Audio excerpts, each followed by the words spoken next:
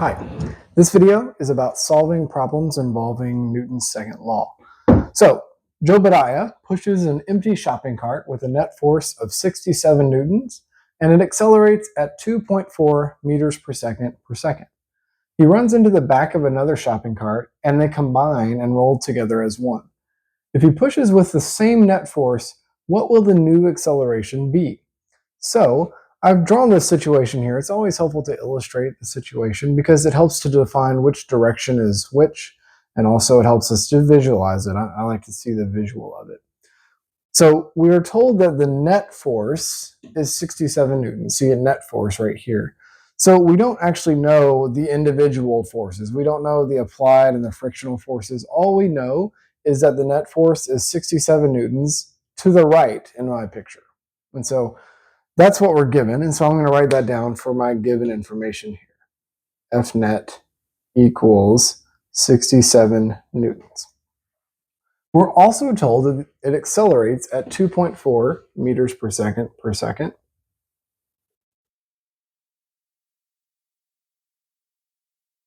And our unknown here is we want to know what will the new acceleration be when there are two carts. First, we could figure out from this information, if we know the acceleration and the net force, if you remember Newton's second law, acceleration and net force also have mass in the equation, so we could find the mass. If we cover up the mass, it's going to be the net force over acceleration. So the mass is what we could find. And so the mass equals the net force over the acceleration. And so if we just simply do that, that's going to be 67 newtons divided by 2.4 meters per second squared. So we put that into our calculator. 67 newtons divided by 2.4 is 27.9. I'm going to round that to 28 kilograms. Now, with two carts, we have twice as much mass. And so we're going to take this mass and we're going to double it. So 28 times 2 is 56 kilograms. And it says it's the same net force that's being applied to the cart. And so that's going to be 67 newtons. And so we want to know what will the new acceleration be. That's what it says up here. So the new acceleration is our unknown. So our equation for acceleration, it's already written right here. Acceleration is the net force divided by the mass.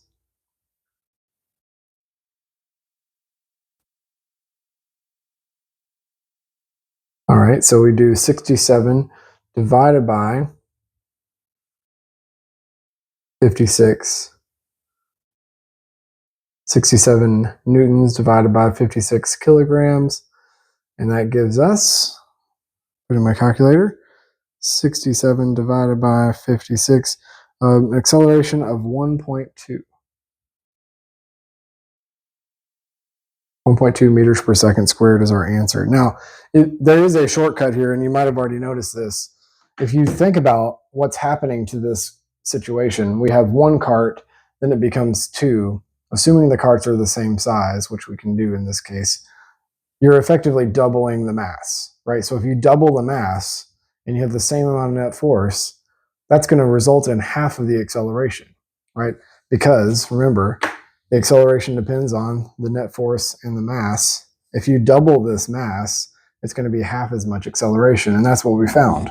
We have 1.2 meters per second squared when originally it was 2.4. So you're welcome to take the shortcut. I wanted to work it out for you just so you get the practice of actually working out problems like this. But if you notice that you can take shortcuts like that, by all means, take the shortcuts.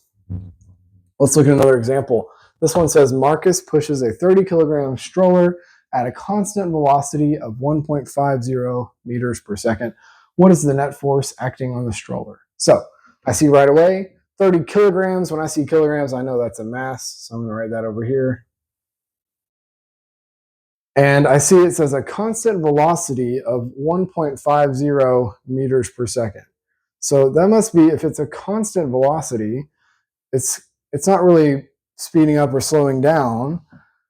So it's just an average speed. So I'll write that over here, I guess. That doesn't seem right though, because in all of these equations, we're dealing with an acceleration. But if it's going at a constant velocity, the acceleration is zero. Constant velocity means acceleration is zero, which means, wait a second, the net force and the acceleration are always in the same direction. If there's no acceleration, that means the net force is zero. So we can actually skip this step. That was our unknown, but we know that the net force is zero because it's going at a constant velocity. And constant velocity means that there's no acceleration. And no acceleration means the forces must all be balanced. So it's a net force of zero. So there are sometimes out there some trick questions you'll see. If it says constant velocity, you know there's no acceleration. And so the net force is zero. And that's a little shortcut you can take on this one. Now, what if you can't take shortcuts and you have to actually work out the problem? Let's do one like that. So a new roller coaster was tested and shown to produce a maximum acceleration of 4 Gs for a person with a mass of 60.0 kilograms. What is the net force on the person? So what are we given here? It says acceleration right here, acceleration of 4 Gs.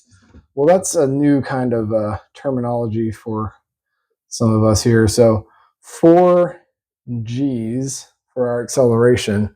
Remember, G is an acceleration of 9.81 meters per second squared. That's the acceleration due to gravity. So when you see a unit for acceleration in 4 Gs, then a G is just 9.81. So we should multiply this. It's going to be 4 times 9.81 meters per second squared. That's going to be our acceleration. So putting that into a calculator, if we wanted to go ahead and write this in terms of meters per second squared, you could go and multiply those together and get 39.2. So our actual acceleration here is 39.2 meters per second squared. And then the mass, we have the mass of 60 kilograms. And we want to know how much net force is that. All right, so looking at our equation here, net force, if that's what we're looking for, we can cover it up, and that's going to be mass times acceleration left over. So the equation is net force equals mass times acceleration. All right, so it's a simple substitute and solve here, 60 kilograms. And now our acceleration, it should be in meters per second squared because we want our answer of force to be in newtons. And so we need to have everything in standard units here. So 60 times 39.2 is, we're going to round 2,350.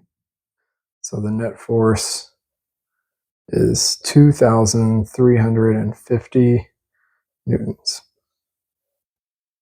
So that's all I've got for you in this video. Remember, confusion is the sweat of learning.